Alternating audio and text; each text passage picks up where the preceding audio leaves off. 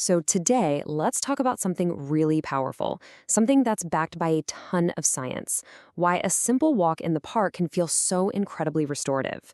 We're going to dive into exactly how getting outside literally changes your brain to help you fight back against the stress of modern life. You know that feeling, right? When you're just stuck on a mental treadmill, replaying the same worries, the same anxieties over and over again. It can honestly feel like there's no way out, just this tightening circle of stress. But what if the escape is way simpler than we think? And really, this comparison right here, it gets to the heart of the whole thing. Modern life is so often compressed and repetitive.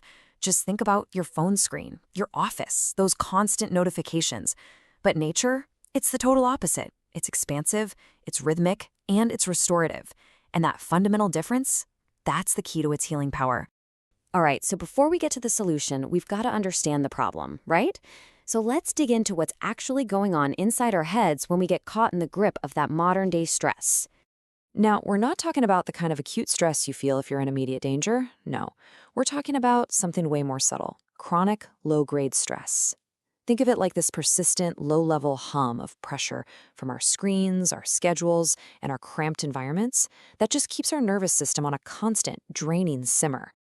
Okay, and this is so important to get. Stress isn't just some random feeling. It's a pattern, a cycle.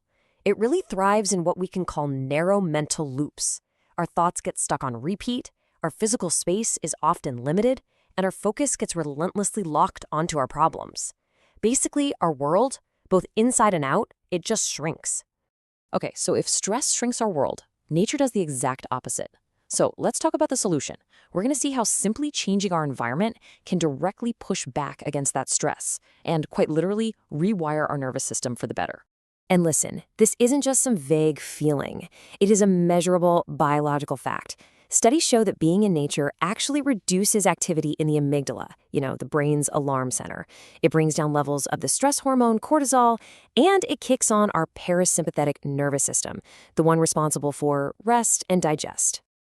There's actually a really fascinating scientific framework for this called attention restoration theory, or ART. It perfectly explains why our brains feel so refreshed after time in nature, and it all comes down to how we pay attention.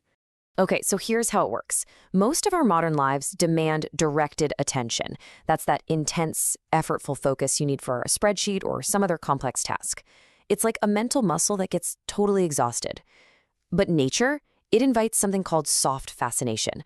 Watching clouds drift by or listening to birds is still engaging, but it's effortless. It just lets that tired mental muscle finally rest and recover.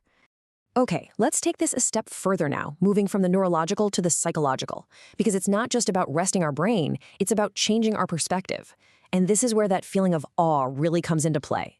Think about it. When you stand in front of something truly massive, a mountain range, the ocean, a sky full of stars, it triggers the state of awe.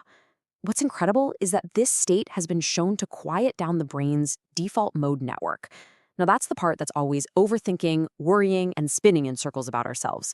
That internal chatter, it just gets quiet. And this quote, it just captures that feeling perfectly, doesn't it? Almost everyone who experiences awe says the same thing. And this isn't about ignoring your problems. It's about this really profound thing called the small self effect. So this is what we mean when we talk about cognitive recalibration. Before that moment of awe, right, a problem can feel like it's everything, like it's your entire world. But afterward, your brain kind of updates its software. You realize that problem is just one small part of a much, much larger reality. That simple shift in scale, it's incredibly powerful.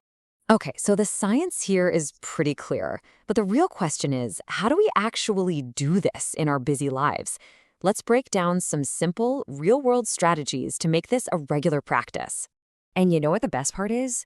The bar for this is incredibly low. I mean, you don't need to go on some huge wilderness trek. The research shows that just 10 to 20 minutes a day, that's enough to measurably improve your mood and lower your anxiety. So here are a few practical ideas. Take a short walk, but actually leave your phone at home. Try to make a point of seeing a wide open horizon at least once a week. Or just sit in a park or a garden. Combine movement with nature, go for a hike or a run. And every once in a while, go out and actively look for an awe experience, like stargazing. Okay, and this is the key when you're out there. The goal is to shift from thinking in nature to experiencing nature. So just ask yourself these simple questions. Actively notice what you can see, hear, and feel. What this does is it yanks you out of those internal thought loops and plants you right in the present moment. And all of this really leads to a final, really powerful idea. We usually think of stress as something that just happens to us, right? But what if it's less about that and more about the context our brain is operating in? So if you take one thing away from this, let it be this. Look, nature isn't a magic wand. It's not going to make your problems disappear. What it does do is change your entire state of mind. It shifts you from being narrow, tense, and reactive to being open, calm, and more resilient. And from that state, you are so much better equipped to handle whatever comes your way. So I'll leave you with this question. Now that you know you have this power, the power to shift the entire context your brain operates in, what's one small change you can make today to bring a little more expansion, a little more nature into your life?